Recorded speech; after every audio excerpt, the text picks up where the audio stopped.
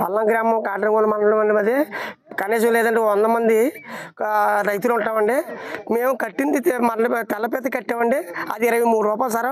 అది 23 రూపాయలు అయితే ఈ మండపేత అయితే మాత్రం మాకు ఇక్కడ బకెట్ వచ్చి 300 అంటే పెద్ద బకెట్ వస్తుంది మాకు ఈ మండపేత. ఈ తెల్లపేత కడితే బంగారం కడితే అది ఎండి తెచ్చి ఇచ్చినట్టు మేము తెల్లపేత కడితే ఆడు మండపేత తెచ్చి ఇచ్చాడండి. ఈ మండపేత పట్టి మేము ఎలా బతకాలా, మా పిల్ల జల్ల ఎలా ఉండాలా, ఏంటా, ఈ మేత ఎంత కొట్టాలా, ఈ ఎంత జల్లాలని మాకు ఏం తెల్లంటే సార్. ఇది వచ్చేదేమో రూపాయి వస్తుందండి, అదేమో 10 రూపాయలు వస్తుందండి తెల్లపేత అంటే. ఈ మండపేత మాకు రావాలంటే పిల్ల జల్లతో కొండట్టుకుండి మండలం కాటుకొని మండలం వెళ్ళిపోవాలని సార్ ఆడుకోనికి. ఈ తెల్లపేత పెంచుకుంటే పచ్చని కడితే ఈ అప్పు తీర్చుకోనుకో ఇవన్నీ జరుగుతాయండి మాకు. ఇక 24 రూపాయలకి ఈ పీతకి 24 రూపాయలు చొప్పున కట్టితే ఈ రైతులు ఏమంటున్నారంటే ఆ రైతుల దగ్గరికి వెళ్ళి డబ్బు కట్టేసాం మేము, మీ పీత మీకు వచ్చింది అన్నారండి. మేము వేసిన దగ్గర 15 రోజులు చూస్తే 15 రోజులకి మండపేత అయిందండి. ఆ మండపేత మాకెందుకు బాబు, తెల్లపేత మాకు కావాలని తెల్లపేత చెరువంత తడితే తెల్లపేత అలా ఉంటుందండి, అంతా మండపేత తగ్గుతుందండి.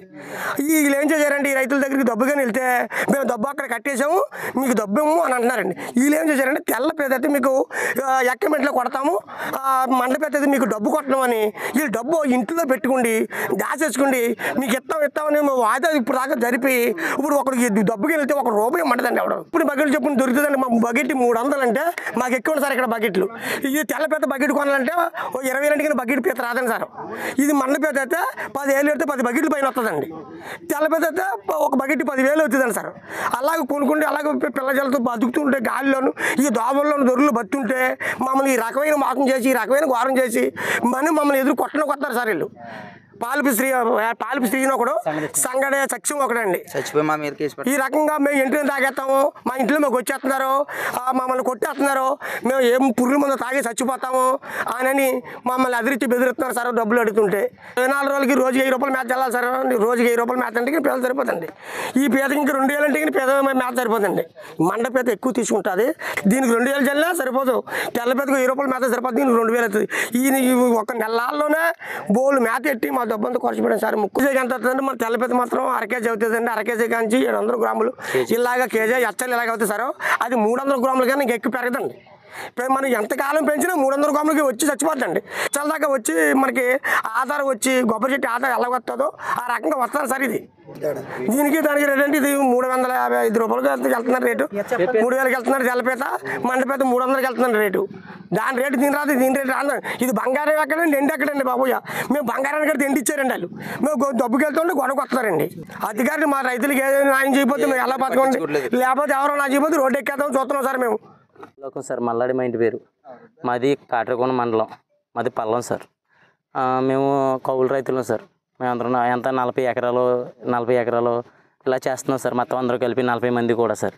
మేము యాసిడ్కి ఒక అతనికి సీడ్ కట్టాం సార్. సీడ్ కడితేనే ఆయన మా ఊరోడే నమ్మకార్థం వేస్తే రేపొద్దుటి ఏదైనా జరిగినా మాకు సపోర్ట్ చేస్తాడు. రేపొద్దుటి మాకు ఏదైనా ఇదినైనా మాకు డబ్బులతో రూపాయి శుద్ధాతో అప్సక్తేననేసి అన్నాడనేసి అతని మీద నమ్మకంతో మేము కట్టడం జరిగింది సార్. కట్టడం జరిగితే ఆయన ఏమంటున్నాడు, ఇప్పుడు నాకు ఏం సంబంధం లేదు, మీరు ఎక్కడ పెట్టుకోండి అనేసి అనేటప్పటికీ మేము సచిన్ గారి దగ్గర పెట్టుకున్నామండి. ఆయన పాలిప్ శ్రీనండి, మేము మీడియేటర్కి ఇచ్చింది పల్లమే అయింది కూడా. అయితే మేము సీడ్కి డబ్బులు కట్టాము ఆయనకి. పీతకని సీడ్కి డబ్బులు కడితేనే ఆయన ఫస్ట్ టైం తేడం ఫస్ట్ టైం తేడం అయితే మేము డబ్బులు ఇచ్చాము. డబ్బులు ఇస్తేనేమో సీడ్ ఒరిజినల్ సీడ్స్ తేయాలి సార్. మాకు మామూలుగా మండపెత్తి ఇచ్చాడు సార్ ఆయన. మేము తెల్లపెత్తికి ఇస్తే మండపెత్తి ఇచ్చాడు. మాకు కూడా తెల్లపెత్తి ఎత్తానని చెప్పేసి అలా ఇచ్చాడు. అలా ఇస్తేనే మేము మామూలుగా వేసుకున్నాం. అది చిన్న పెత్తి మీద మేమైతే కనిపెట్టలేము సార్, ఎవరో కనిపెట్టలేదు. ఒక 15 రోజుల తర్వాత అది కంటి కానింది సార్. అది మండపేత అయితే మేము డబ్బుల కోసం అడిగితేనే డబ్బులు నేను ఇవ్వాల్సిన పని లేదు, ఎవరితో చెప్పుకున్నాను అనేటప్పటికి మా సర్పంచ్ గారు దండుపోలు సచిన్ గారితో చెప్పుకుంటేనే ఇప్పుడు అది అయితే ఒక 4 నెలలకి తెల్లపేత అయితే 4 నెలలకి కేజీలు, అర కేజీలు ఎక్స్ట్రాలు ఇలా ఉంటాయి సార్. ఇది 4 నెలలకి కూడా 350 గ్రాములు, 300, 250 గ్రాములు అలాగే పెరుగుతుంది సార్. అది అయితే దీని రేట్ అయితే మాత్రం తెల్లపేత రేట్ అయితే మాత్రం ఎక్స్ట్రాలు అయితే కేజీ అయితే మాత్రం సార్ 2600, 2700 ఉంటుంది సార్. అర కేజీలు అయితే 1400, 1500 ఉంటుంది. ఇది అయితే మాత్రం కేజీ అయినా ఒకటే రేటు, అర కేజీ అయినా ఒకటే రేటు. ఇది 200, 250, 300 అలాగ ఉంటుంది సార్ మండపేత అంటే. ఇది 1000 నెంబర్ కలిపి సంవత్సరానికి ఒక 70,000, 80,000 తింటే ఏది తెల్లపీత అది 1,50,000 ఇలా తినేస్తుంది సార్. బాగా ఎక్కువ తినేస్తుంది అది మండపీత అయితే. అది అయిపోయిన తర్వాత ఇది మేము పెంచుకున్న రూపాయి రాదు సార్. ఒకవేళ మాకు ఖర్చులు అన్నీ మొత్తం అన్నీ బొక్కే సార్. మేము వేసిన డబ్బులు కూడా రూపాయి చేతికి రాదు సార్.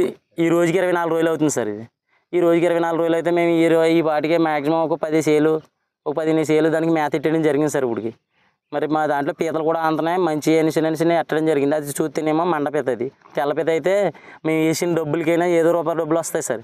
ఇది రూపాయి రాదు సార్. ఇది రూపాయి రాకపోతే దీనికోసం వదిలేసి ఆయన దగ్గరికి వెళ్ళి సంప్రదించి అడిగితే అతను అనుకున్నప్పుడు ఏది జరిగినా నాదే బాధ్యత, ఒకవేళ ఏమైనా సరే నేను చూసుకుంటాను, నేనే ఇస్తానన్నాడు సార్. అందువల్ల ఆయన కట్టడం జరిగింది. ఈ రోజు నాడు మేము కట్టిన తర్వాత ఇవన్నీ అయిపోయిన తర్వాత మేము మేతకేమో ఒక 10,000 వేసుకున్నా, పీతకేమో 24,000 వేసుకున్నా, 34,000, మా లీజ్ ఏమో 50,000 వేసుకున్నా. అక్కడికి 84,000 85,000 అయింది సార్. 85,000 అయితేనే ఆయన ఇప్పుడు అడిగితేనే నేను ఇవ్వాల్సిన పని లేదు, ఎవరితో చెప్పుకోండి, ఎవరితో ఇది అవుతారు ఇది అవ్వండి అనేసి అంటున్నారు సార్ ఆయన. నా పేరు పాలిపి దశరథుడు, మాది పల్లం గ్రామం, కాటన్కొండ మండలం. మా వచ్చేసి 10,000 గడప ఉంటుందన్న మా ఊరు. మా ఎన్ని కూడా ఉప్పునీటి చెరువులు అన్న. అయితే మేము ఇక్కడ చెరువుల్లో తెల్లపీత వేసి పెంచి అవి దాటిలతో ఆధారంతో మేము బతుకుతాం ఊర్లో.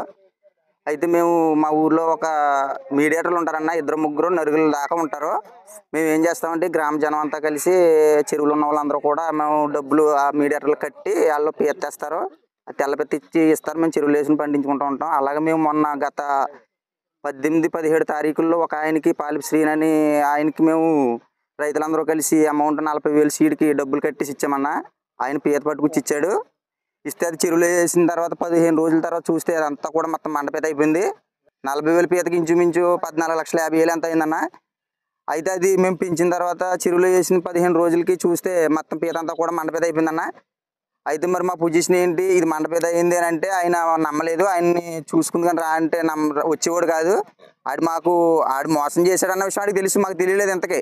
అయితే ఆయన రాలేదు. రాకపోతే మేము పీత అంతా పట్టుకుని వెళ్ళి మా ఊరు సర్పంచ్ గారి దగ్గర దండుపల్లి సత్యం గారి దగ్గర మేము ఆయన పిలిపించి తగు పెట్టి మాట్లాడితే తగులు ఆయన నేను మా తెల్లపీతని తెచ్చాను తప్ప మండపీత అనేసి ఎవడన్నా తెస్తాడా, నేను మా తెల్లపీతని తెచ్చాను, నాకేం తెలియదు, నేనేం చేయలేను ఇందులోను, నన్ను మీరు చచ్చిపోతాను లేకపోతే ఊళ్ళోంచి వెళ్ళేసేయండి, లేకపోతే మీరు ఏం చేసినా సరే పడతాను తప్ప నేను రూపాయి కూడా నేను ఇవ్వను అన్నాడు. అయితే గతంలో మల్లాడి ధర్మారావు అన్న అతను ఇలాగే తెస్తే అదే పాపం పుణ్యం మనకు తెలియదు, ఆయన కూడా తెస్తే మండపేద అయిపోయింది. మండపేద అయితే ఆయన జనాలందరూ ఇంటి మిగిలి అడిగితే నన్ను అల్లరి పెట్టకండి, మీ డబ్బు రూపాయతో శుద్ధ ఇచ్చేస్తానని చెప్పి ఆయన ఎక్కువసేపు మాట్లాడకుండా ఎవరి డబ్బు వాళ్ళకి రూపాయతో శుద్ధ మొత్తం సరిపెట్టాడు. ఇతను అదే పొజిషన్లో సత్యం గారు మా ఊరు సర్పంచ్ గారు గతంలో ఒక ఆయన్ని మనం రప్పించాం, ఆయన రూపాయతో శుద్ధ మనకు డబ్బులు ఇచ్చేసాడు.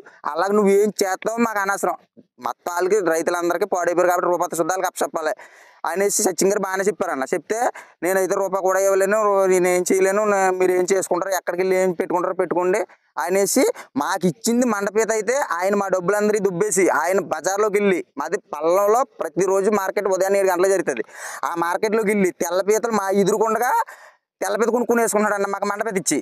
అయితే ఇలా కొనుక్కుని నువ్వు ఎలా చేస్తున్నావు, ఇది ఎంతవరకు కరెక్ట్, మాకు మండపేత ఇచ్చి మీరు తెల్లపీత కొనుక్కుంటున్నారో అనేసి అంటే మీరు అందరూ నన్ను కొట్టడానికి వచ్చారా, చంపడానికి వచ్చారా, నేను చచ్చిపోయి మీ అందరి మీద కేసు పెట్టి నేను ఇచ్చేస్తాను మిమ్మల్ని, మీరు నా జోలికి నా ఊసికి ఒత్తి మర్యాదగా ఉండదు, మీరు నష్టపోండి, నాకు సంబంధం లేదు అన్నట్టుగా ఇంకా ఆయన తెగ చెప్పాడు అన్న. అయితే అన్న ఆయన మా దగ్గర సీడ్ తీసుకునే ముందు మాకు ఒప్పందం ఎలాగంటే మండపేత అయితే మీకు రూపాయతో శుద్ధ ఇచ్చేస్తానని చెప్పాడన్న. మండపీత తెల్లపీత అయితే మేము డబ్బు మా ఎందుకు కడతామన్నా, మాకు మండపీత అయింది కాబట్టి నువ్వు ఇలా గతంలో మేము డబ్బులు ఇచ్చే ముందు ఎలాగని చెప్పావు, నువ్వు మీకు ఇంత డబ్బు కట్టాం, మరి మేము మా డబ్బు మాకు ఇస్తానన్నా కాబట్టి నువ్వు వచ్చి చెక్ చేసుకుని చెరువులో కదా మండపీత తెల్లపీత చూసుకుని మా డబ్బు మాకు అప్పచెప్పంటే ఆయన మమ్మల్ని నేను రూపాయి కూడా ఇవ్వాల్సిన పని లేదు, నేను తెల్లపీతని తెచ్చాను, మండపీత అయిపోయింది, నేనేం చేయను, మీరు నష్టపోండి రైతులందరూ అనేసి ముఖం మీద తెగేసి చెప్పేస్తున్నాడు అన్న. అయితే మేము సత్యం గారి దగ్గర కూడా సత్యం గారు ఆయన గట్టగా బాగానే చెప్పాడు. ఆయన చెప్పినా కూడా ఆయన లక్ష్య లేదు. లక్ష్య మేము పోలీస్ స్టేషన్ ఆశ్రయించాం, పోలీస్ స్టేషన్లో కూడా మాకు న్యాయం జరగలేదన్న. మేము రోడ్డు ఎక్కడానికి మేము ఇంకా సిద్ధంగా ఉన్నామన్న. ఆఫీస్ని ముట్టడంతో నెక్స్ట్ అక్కడ కూడా న్యాయం జరుగుతుంది, జిల్లా ఆఫీస్కి కూడా వెళ్తాం, రోడ్డు కూడా ఎక్కి ధర్నాలు చేయడానికి కూడా మేము రెడీగా ఉన్నామన్న.